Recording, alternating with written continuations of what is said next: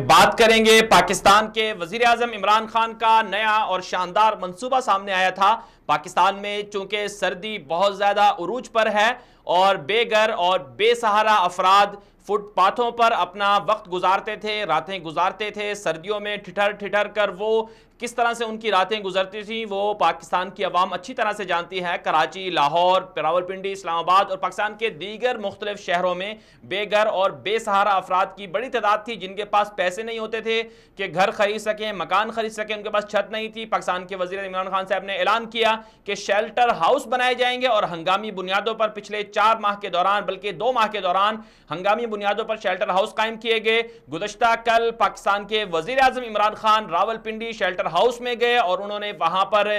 دورہ کیا اور اچانک دورہ تھا، کوئی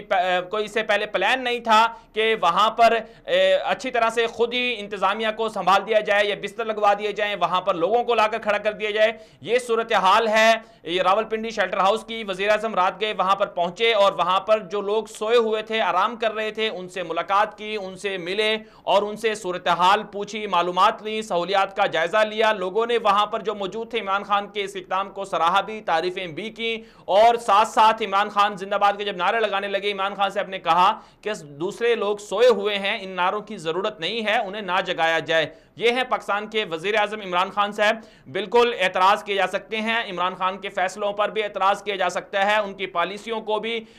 پالیسیوں پر بھی تنقید کی جا سکتی ہے اور عمران خان صاحب کے گرد جو لوگ ہیں ان پر بھی تنقید کی جا سکتی ہے۔ عمران خان کے فیصلوں کو بھی نشانہ بنایا جا سکتا ہے، انہیں غلط کیا جا سکتا ہے، غلط کہا جا سکتا ہے، لیکن عمران خان صاحب کے جو اچھے اقدام ہیں انہیں سراہنا چاہیے۔ اس سے پہلے بھی خود مجھے ایک ذاتی ذریعے سے معلوم ہوا کہ